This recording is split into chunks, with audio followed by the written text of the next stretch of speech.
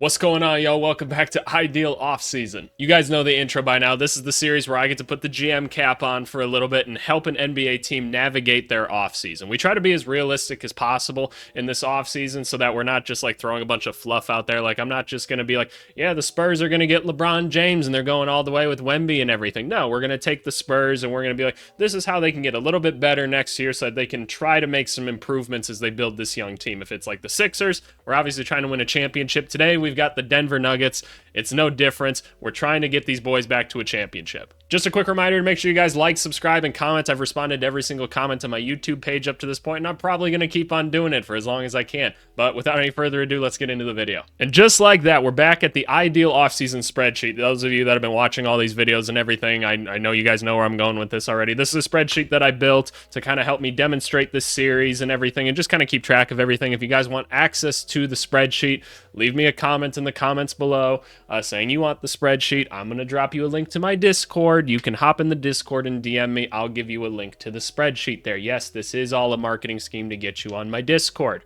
I try to be honest with that. That's how it works. You get something, I get something. Anyway, let's talk about the Denver Nuggets and what they need so that they can go be successful in life, because they just got bounced yesterday in the second round, lost to the Minnesota Timberwolves, coming off a championship the season before. How do we get this team back? Because we knew this team wasn't going to be as good as they were last year. They lost some really key bench players in guys like Jeff Green and Bruce Brown. And that's something that we really saw, right? This year is there was too many games where the bench just like literally could not score. They had no bench help. The starting five, really, really, really good. Jamal Murray, love it. Like, obviously he had a kind of an up and down playoffs, but like, I'm not getting rid of Jamal Murray. Are you crazy? We're trading Jokic. Nope, never mind. Not doing that either. Michael Never Swing the Rock Porter, here to stay. Aaron Gordon's great. KCP has a player option. We're going to talk about it. But after that, man, it was rough for these boys. Like, guys like Christian Brown went like a whole series without hitting a three. Peyton Watson just couldn't even be trusted to really be out there at certain points of the series. Like, Reggie Jackson was kind of like, oh, he's playing good defense right now, but he still never really became much of a scorer. I think there was like one game where he kind of did. So it's like, okay, how do we take this team and how do we turn it into something where there's a little bit more depth going into next season, right? Let's take a look at the situation that we got going on here. Cap space. Uh-oh. Uh-oh is the best way to put it, right? We don't have a lot of money to spend. We're not going to be able to go out and get some big free agent or anything like that. It's just not going to be possible. There's no way I can clear enough cap space to make that happen because it's all in the first five, right? And that's not going to change. That's just going to be how it is.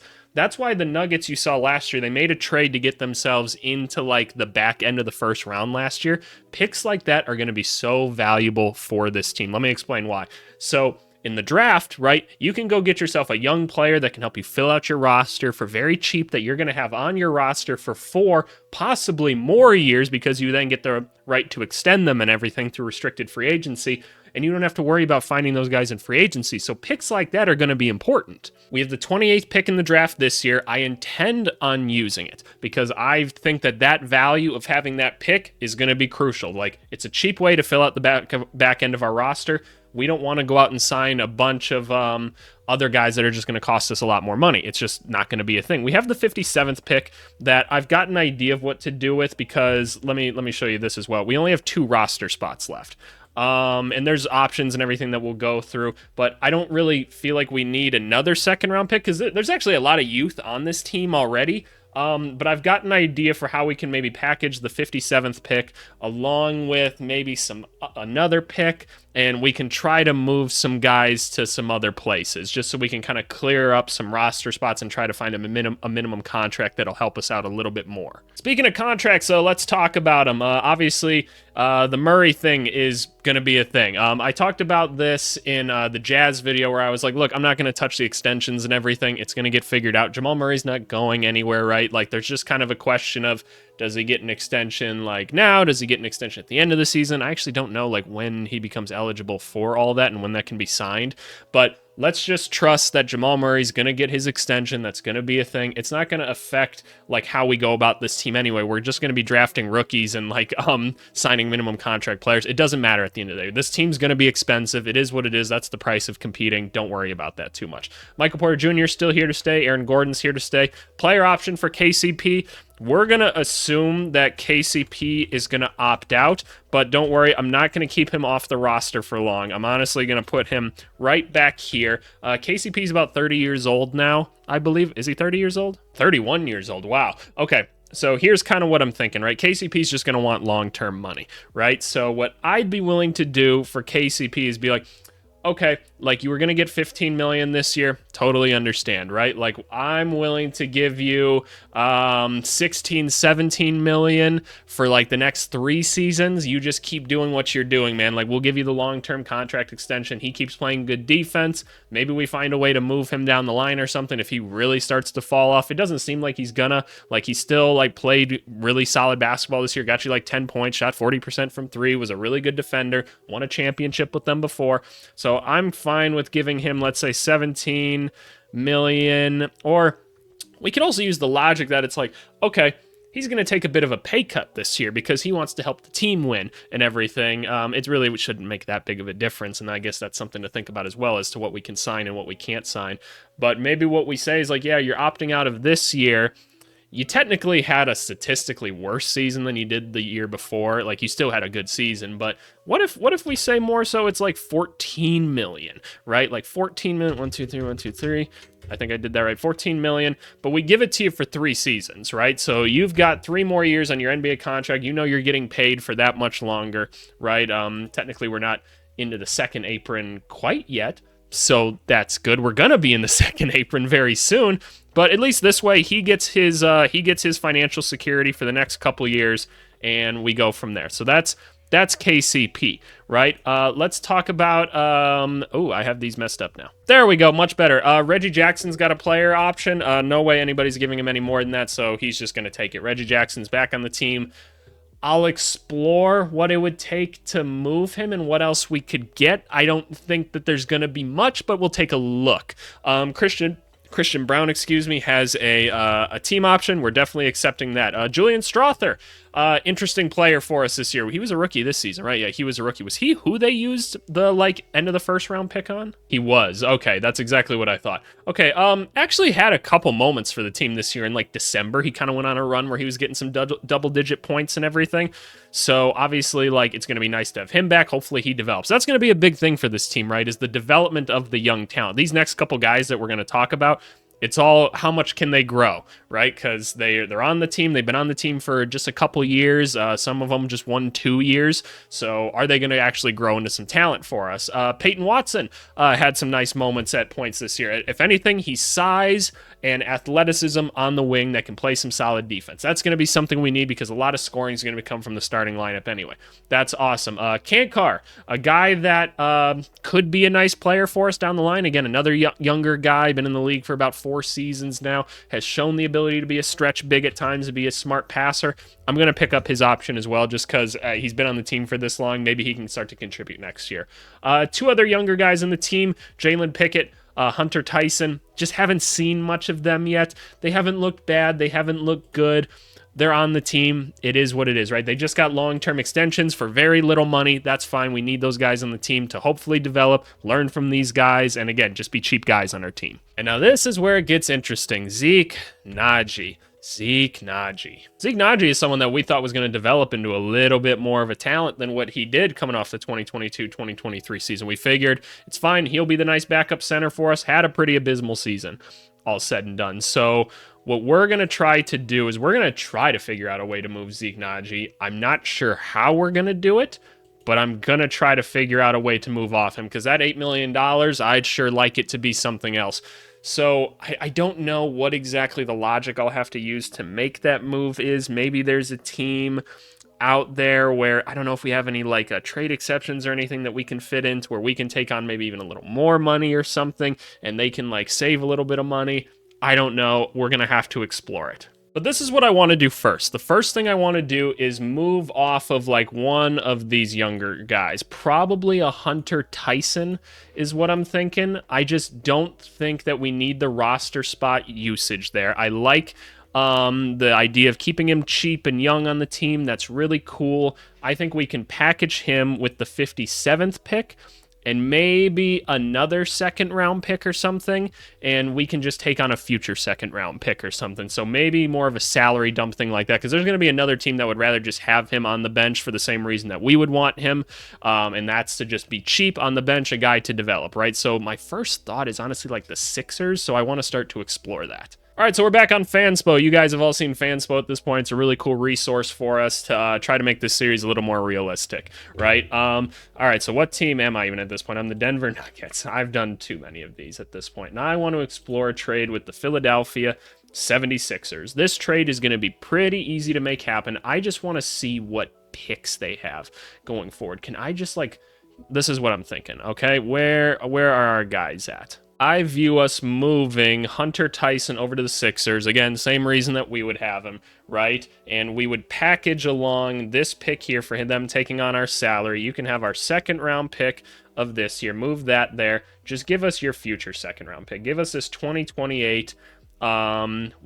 Which pick did I just take on? Okay, it is the Sixers pick. I got really confused there for a second on the screen. But I think this helps us move our assets back a little bit, gives us some flexibility to make some trades later down the line as we're continuing to try to be competitive. We don't need this second round pick now. I'm sure some of you like Hunter Tyson or whatever, and you see some potential in him. That's probably true. But I'd rather have the flexibility of having an extra roster spot open right now. I think we've got enough young guys like this on the team that we're trying to develop, and we're going to be drafting another guy in the first round this year anyway, so I'm cool with just trying to execute this trade here and just being happy with it. So that pick is no more. We turn all of these up, and now we've got, I'm going to move these down. Oops, that's not what I wanted to do. Delete that. This is now a 76ers 28 second round pick. Hunter Tyson is now off the team. We have now opened up a roster spot that we can use in free agency to go find a minimum contract or something like that.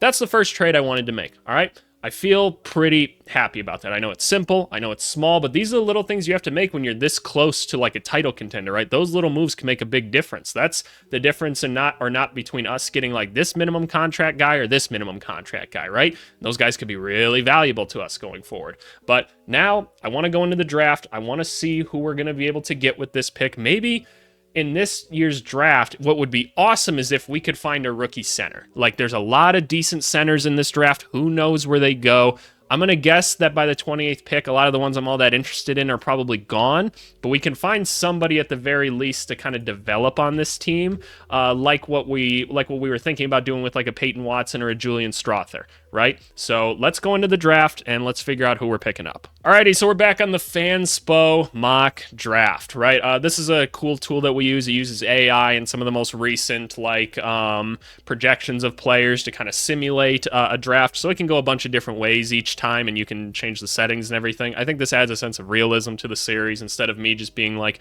oh, you know what, I think so-and-so is going to be available with the 28th pick, so I'm going to take him. But no, in this, I'm going to try to use this logic here to just be like, okay, let's let AI kind of decide who's going to be available to us. Like, there's going to be guys that fall, guys that jump, right? And that way, it's just a little bit more realistic way to look at things, because the draft is unpredictable at the end of the day. But who's going to be available to us is the question. I would have loved some Tyler Smith. I think Tyler Smith's going to end up going in the lottery. That's my opinion. But all right, our pick is coming up. Who is on the table? All righty, we've got a bunch of interesting guys here. Ryan Dunn, Johnny Furphy, Tristan Da Silva.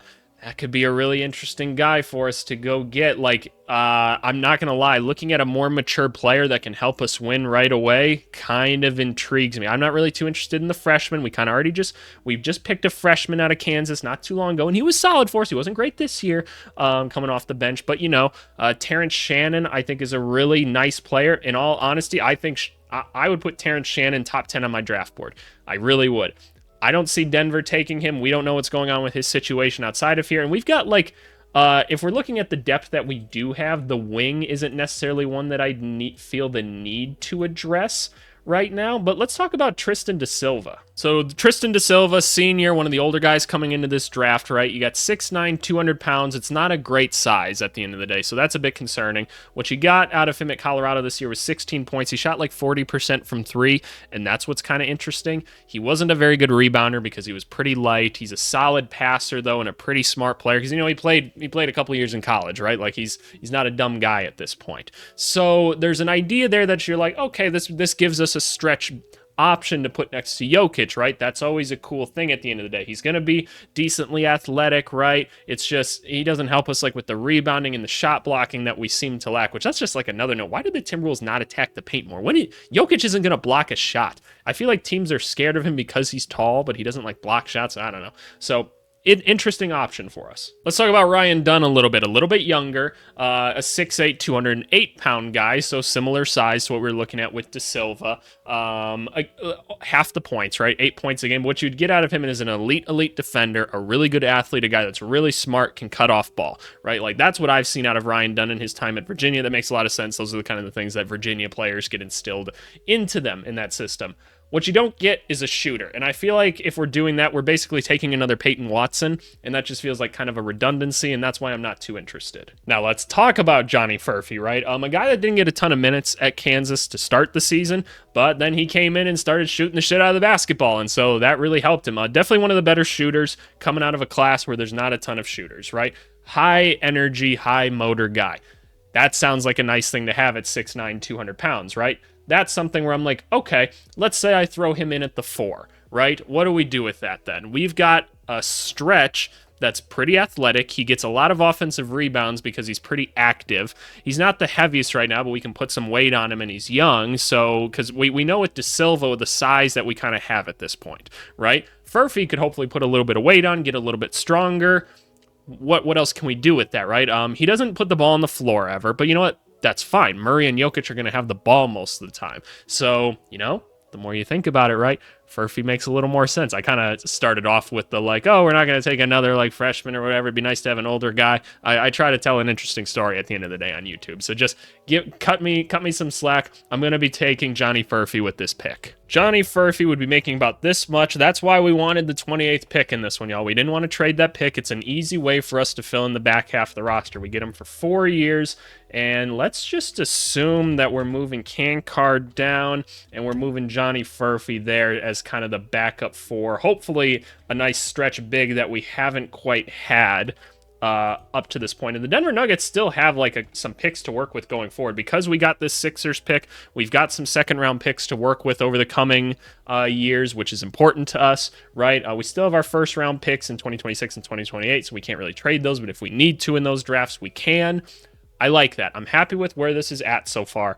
Now, what do we do with Zeke Naji? This is not an easy contract to trade, and I'm not even positive that it's going to be possible, right? Because $8 million, younger guy, which is nice, right? So, like, that's something you could sell someone on. He's only 23. He's got good size at 6'9", 240. At points, he's looked like he could be a stretch big, which is cool. But for 2 seasons now, he hasn't been able to do that. And $8 million for a guy that hasn't been very good. Teams are terrified of the first and second apron now because they don't want to pay all that money to people.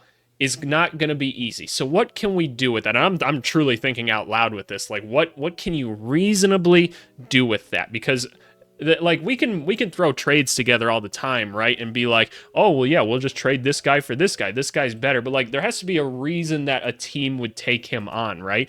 Is there a bad contract or something out there where maybe they can't help, that player can help us right now, but the other team would just rather not deal with the money right now, and they'd rather just pay less to Zeke Naji right now? We gotta explore that a little bit. So I'm looking at player contracts now over the next couple seasons, and where Zeke Naji's got to be somewhere around here. There's Zeke Naji, right?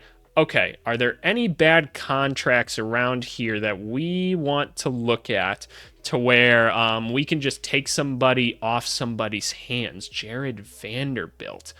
Interesting. Jared Vanderbilt's gotten even long. He's got the same length of contract as Zeke Naji. This would give the Lakers more cap flexibility, and Jared Vanderbilt didn't get to play much for them anyway. That's really interesting. I want to explore what that looks like. And where would Jared Vanderbilt fit with us, right? Obviously, the floor spacing could be a problem and everything. And we kind of already got some guys filling in at the wing here, or at kind of like the 4 spot, which is where he traditionally plays. But he's at least serviceable as compared to Zeke Naji, right? Like, he's going to come in, he's going to get rebounds and play defense. Maybe he plays a small ball 5 for us at points, right? Let me go back to this. Like, take a look at Jared Vanderbilt, right? You get 6'8", 214, you get some size on the team, right? He's pretty much just out there to play defense, get rebounds, right? That's his whole thing. The reason the Lakers can't play him is because he's so abysmal from 3. What if he's just kind of a de facto, like, backup center for us? And again, I don't feel like I need to explain this because Jared Vanderbilt could at least like contribute to this team, whereas Zeke Naji currently can't, right? Lakers need to save a little bit of money. I think there's a little bit of logic here that I want to explore. All right, so I'm adding a third team to what we were previously doing before. This is how we can keep track of money and make it as realistic as possible, right? So here's the Lakers, right? Here's Jared Vanderbilt. Jared Vanderbilt would be going to the Nuggets. Okay, if we just move Zeke Naji over to the Lakers, what happens right now? If we try this trade, what happens? It's a success. That's cool. Okay, so what really happens here? They gain about $2 million in cap space back. Interesting. What's kind of their cap space situation looking like right now? So the Lakers are slotted to be at 178, which is in the first apron, I believe. We're, just for comparison's sake, we're at like the 190 mark. So we'd be saving them a little bit of money, which would help them. They don't really care about financials quite as much. But if you just take a look at the contracts, right, that's where it gets a little bit more interesting. Zeke Naji's got a contract that's decreasing over time, whereas with Jared Vanderbilt, it's actually going up. So I think that there's some logic here to be like, okay, well, we might not be saving a ton of money right now, but down the line, we're saving quite a bit of money as we're trying to contend or something, right?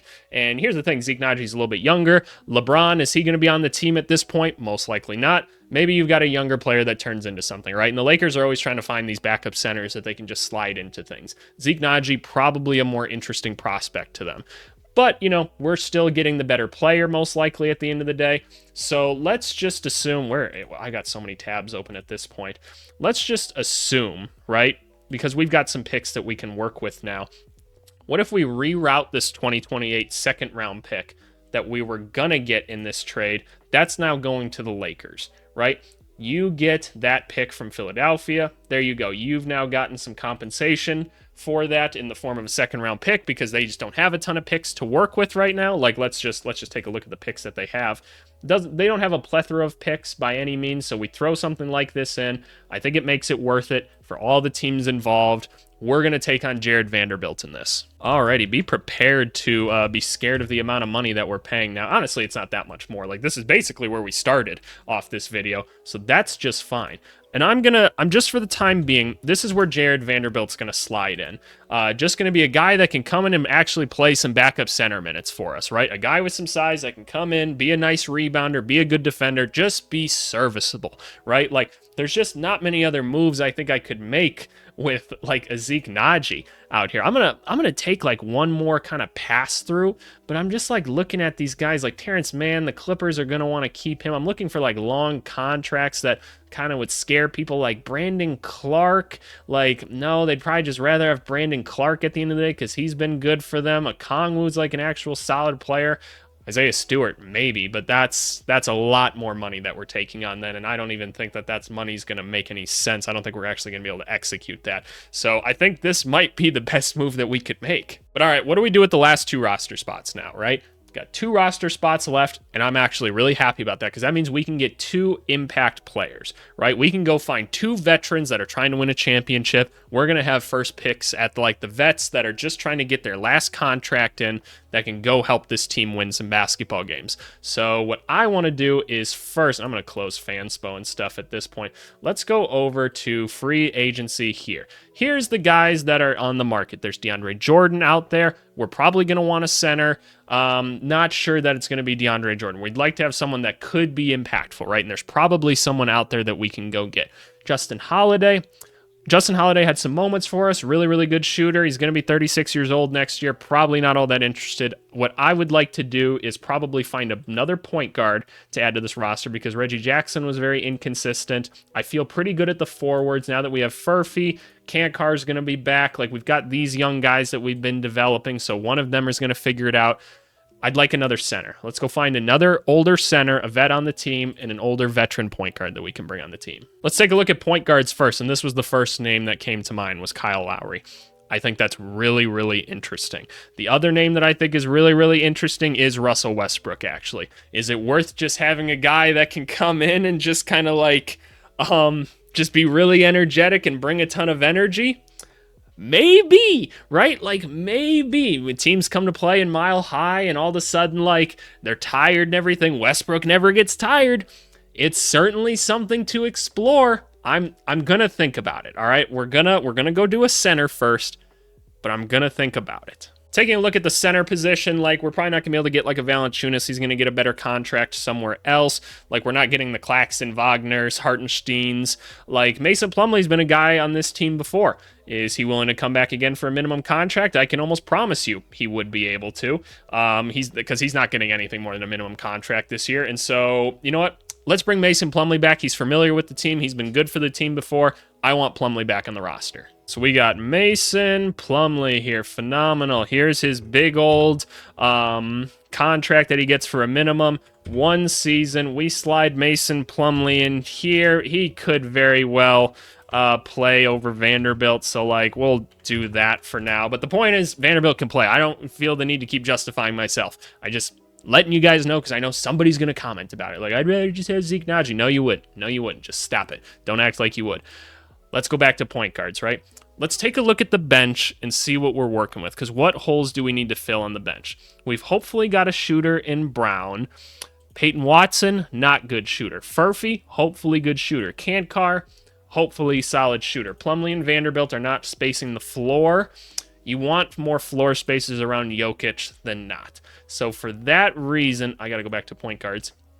I'm probably going to pass on Westbrook. I think Kyle Lowry's more of the answer. He's been on championship teams before. He's going to play hard defense. He doesn't have to play a ton of minutes at all. Just come in, be a decent shooter for us, things like that. Let's go get Kyle Lowry. We had Kyle Lowry here. He gets the same amount of money for the same years, and he probably slides right into the backup role. Now, I'm not going to lie. I thought about, like, CP3 or something like that, but I just think Lowry's going to be a better option because he's going to be able to provide a little bit of defense. But anyway, here's your 2024-2025 Denver Nuggets team. Looking pretty similar because the team works. This team could have won a championship this year is the thing. It wasn't quite all the way there. It wasn't quite all the way there. So what did we do, right? Well, first things first, I have to take away this pick. Excuse me, that's my mistake. Okay, now we're good. What did we do? We added to the bench, right? This was all about adding to the bench. We used the 28th pick, brought in Johnny Furphy, hopefully a guy that can just be energy for us, be at the rim, and most importantly, just be a shooter. You don't ever have to dribble, just be ready to catch and shoot when Jokic gets you the ball. Cool thing that he hasn't really had in a while in a stretch big. Awesome. We turned Zeke Naji into Jared Vanderbilt. Hopefully a guy that can at least do something for us. He can at least come in and get some rebounds and play good defense for not that much more money right now.